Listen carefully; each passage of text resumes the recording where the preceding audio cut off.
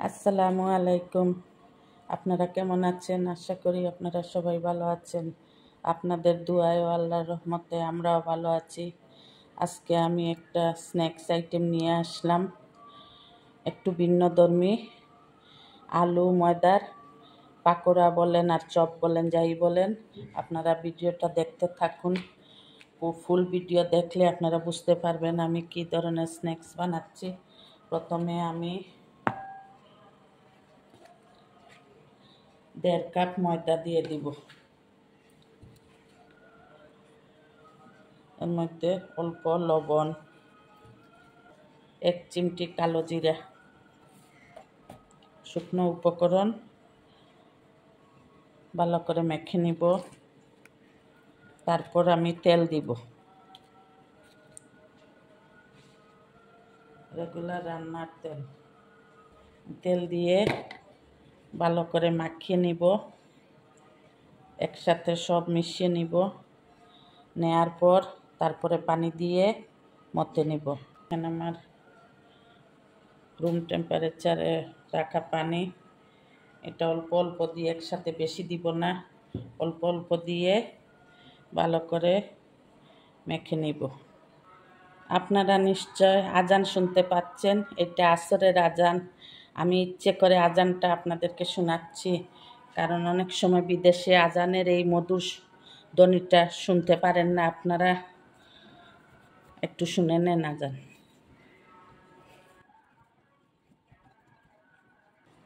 আমার ময়দা মাখানো হয়ে গিয়েছে, আমি ময়দা মেখে নিয়েছি।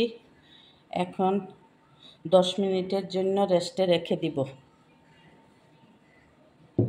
এখন আমি আগে থেকে ছোট ছোট 4-5-6টা আলু সিদ্ধ করে ম্যাশ করে নিয়েছি। এখন আমি এর মধ্যে অর্ধেক গাজর গ্রেট করে রেখেছি, ওইটা দিয়ে দিব। একটু চিপে পানি ফেলে দিয়েছি, এর জন্য জর্জরা, লবণ দেই নাই, এমনি চিপে পানি ফেলে দিয়েছি। একটা কাঁচামরিচ, না এখানে 2টো কাঁচামরিচ কুচি দিয়েছি, অল্প করে ছোট্ট একটা পেঁয়াজ কুচি দিয়েছি, ধনেপাতা কুচি।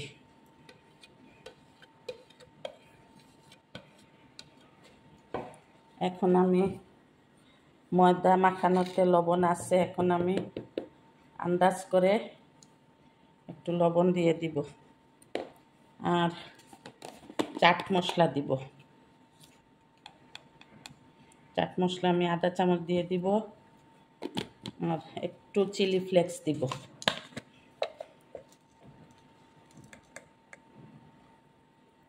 দিয়ে আমি ভালো করে মেখে নিব।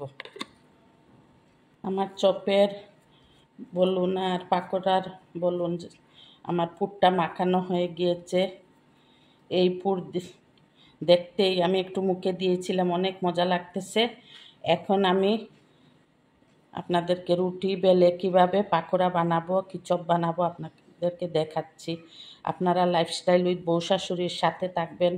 যদি ফেসবুক পেজ থেকে দেখে থাকেন তাহলে লাইক ও শেয়ার করবেন এবং ফলো দিয়ে আমাদের পাশে থাকবেন। আর যদি ইউটিউব চ্যানেল থেকে দেখে থাকেন তাহলে সাবস্ক্রাইব করে দিবেন। আমি 1.5 কাপ ময়দা দিয়ে 3টা রুটি বেলবো। আমি একটু লম্বাটে করে রুটি বেলে নিয়েছি। এখন এই যে পুর বানিয়ে রেখেছি, এই পুর সারা রুটির মধ্যে এরকম চেপে চেপে দিয়ে দিব। আমি পুরো রুটির মধ্যে চেপে চেপে পুর দিয়ে দিয়েছি। এখন দেখেন আমি কিভাবে এটারে এইভাবে ঘুরিয়ে ঘুরিয়ে আমি এটারে রোল করে নিব।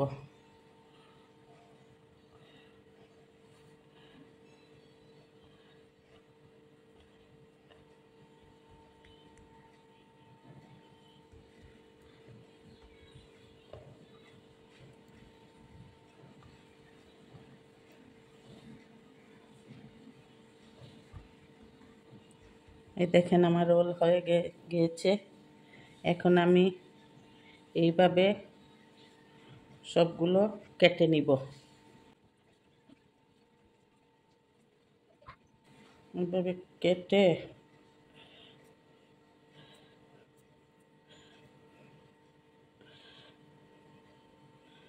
এইভাবে করে নিব।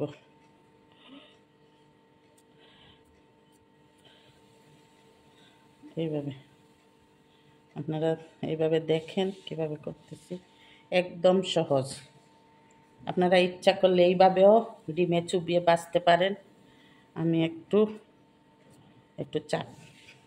চেপে দিলাম।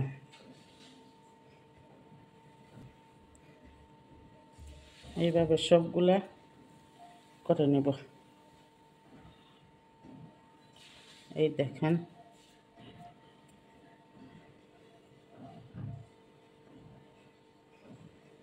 একবারে সহজ। এই দেখেন, এভাবে চেপে এই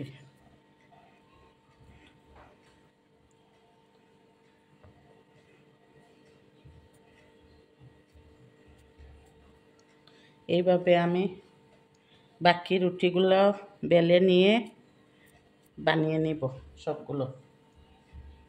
আমি আরেকটি রুটি বেলে এইভাবে আমি পুর দিয়ে আপনাদেরকে আবার দেখাচ্ছি। দেখেন, এইভাবে কোনো ব্যাপার না, রোল করা তো সবাই পারেন। শুধু যারা নতুন স্টুডেন্ট, নতুন নতুন কাজ শিখতেছেন, তাদের উদ্দেশ্যে এটা করা।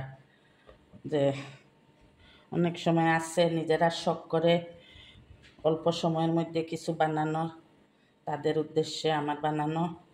আমার বড় আপু ভাইয়ারা তো আর সবই জানেন, আমি কি শিখাবো ওনাদেরকে।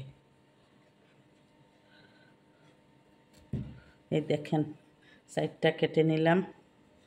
এইভাবে সবটি আমি কেটে নিব। এই দেখেন, হাতের তালুর মধ্যে নিবেন, নিয়ে এইভাবে চাপ দিবেন। এই দেখেন, আমার পাকোড়া বলেন আর চপ বলেন, কি হাতের তালুর মধ্যেও নেওয়ার দরকার নাই, রুটির পিড়ার মধ্যেও নিয়ে করে ফেলতে পারবেন।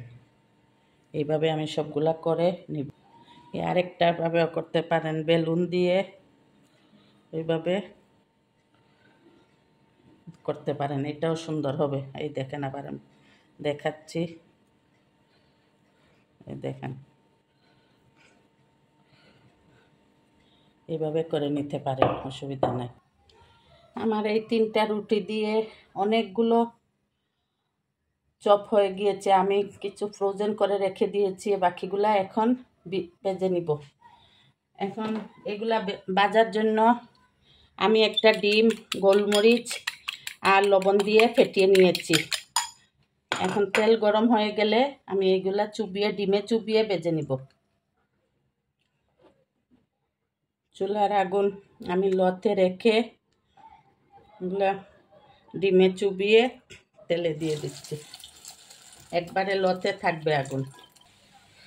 বৃষ্টির মধ্যে ভাবলাম কয়েকটি বেগুনিও ভেজে নেই।